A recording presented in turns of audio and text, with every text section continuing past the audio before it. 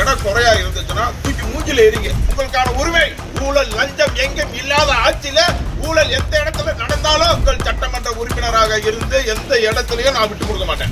12 kilo அரிசி 10 kilo தான் இருக்கு. மோசடி பண்ணா இதுக்கு சம்பந்தப்பட்ட இவங்க மட்டும் இல்ல, இவங்க மேல இருக்கக்கூடிய அதிகாரிகள் நம்ம சட்டமன்றத்தில் உடனடியா நீங்க காடு கண்ணி 12 கிலோவா? ஆமா 12. இது 12 கிலோ அரிசி 10 கிலோ தான் இருக்கு. மாண்புமிகு உணவுத்துறை அமைச்சருக்கு நான் அனுப்புறேன். இது கம்பம் சட்டமன்ற தொகுதி மட்டும் இல்ல, மாவட்டம் முழுவதும் ஏதோ தர்மத்துக்கு அரிசி இவங்க தர்மத்துக்கு போடுற மாதிரி மக்கள் தர்மத்துக்கு அவங்க போடக்கூடிய அரிசியை வாங்கி மோசடி பண்ணா இதுக்கு சம்பந்தப்பட்ட இவங்க மட்டும் இல்ல, இவங்க மேல இருக்கக்கூடிய அதிகாரிகள் கம்பம் சட்டமன்றத்தில் உடனடியா நீங்க காடு கண்ணி உடனே வேற நம்ம இருக்கு ஆல்ட்ரேஷன் இருக்கு. அப்ப 12 கிலோ வாங்கக்கூடிய மக்களுக்கு 10 கிலோ தான் கொடுக்குறாங்க. 2 கிலோவை கலாவுங்கிறாங்க, திருடுறாங்க.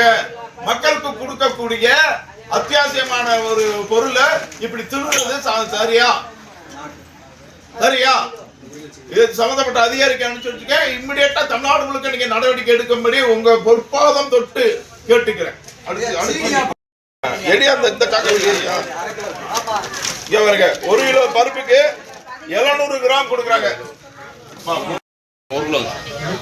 1 கிலோ கொடுக்கக்கூடிய துவர பருப்பு 750 கிராம் தான் அவங்க தராசுல காட்டுது.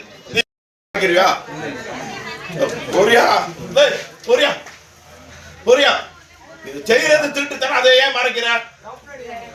செய்யறது திருட்டுத்தனம் பண்ணி வச்சிருக்காங்க. இந்த திராசை வந்து எடை குறைவடி வரமாயி ஆல்ட்ரேஷன் பண்ணி செஞ்சு வச்சிருக்காங்க. கவர்மெண்ட் திராச சட்டமன்றத்தில் இருக்கக்கூடிய ரேஷன் கடையா இருந்தாலும் சரி, தமிழ்நாடு முழுக்க இருக்கக்கூடிய ரேஷன் கடையா இருந்தாலும் ஆய்வு பண்ணணும். நீங்க ஆய்வு பண்ணணும். இன்னமும் கடந்த திராவிட முன்னேற்ற கழக ஆட்சி மாதிரி அனைத்து இந்த அண்ணா திராவிட முன்னேற்ற கழக ஆட்சி மாதிரி மக்களுக்கு கொடுக்கக்கூடிய ரேஷன் பொருட்கள்ல ஊழல் நடக்குதுன்னா களத்துல நிக்கிறோம்.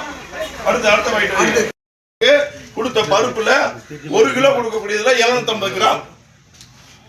இந்த மோசடி அது தமிழக வெற்றி கழக ஆட்சியில இந்த மோசடி நடந்துகிட்டு தான் நம்ம பார்த்துட்டு சும்மா இருக்க முடியுமா? 200 கிராம் குறையுது. இப்படி ஒரு கஸ்டமருக்கு குறைஞ்சிச்சுன்னா 250 கஸ்டமருக்கு 50 கிலோ பருப்பு பார்த்து ஒழுங்குமா போடு, கரெக்டா போடுங்க. இங்க வருங்க. இப்ப ஒரு வாடிக்கையாளர் சொல்றாரு, நாங்க ரேஷன்ல பொருளே வாங்கலாம், ஆனா பொருள் வாங்கின மாதிரி பதிவு பண்ணி வேற பக்கம் கள்ளச்சந்தையில விற்பனை செய்யறாங்க. கள்ளச்சந்தையில விற்பனை செய்யறாங்க. 5ஆம் நம்பர் கடையில பொருளே வந்து எனக்கு நான் வாங்கலாம், ஆனா வாங்கின மாதிரி எனக்கு மெசேஜ் வருது. கள்ளச்சந்தையில பொருளை விற்பனை செய்யறாங்கன்னு வராங்க. நீங்க திருந்திக்கங்க, இல்லைன்னா ஜெயில் தான். எந்த ஜெயிலும் முடிவு பண்ணிக்க. காலமாக இந்த மாதிரி வந்து ஊழல் நடக்குது, குறவடி நடக்குது. அதுவும் தமிழக வெற்றி கழக ஆட்சிக்கு வந்த பிறகு இந்த மாதிரி நடக்குதுங்கிற தகவல் தெரிய வந்துச்சு. அதனால நாங்க இன்னைக்கு ஆய்வு பண்ணியிருக்கோம். அதே மாதிரி ரேஷன் கடை என்ன நடக்கும்?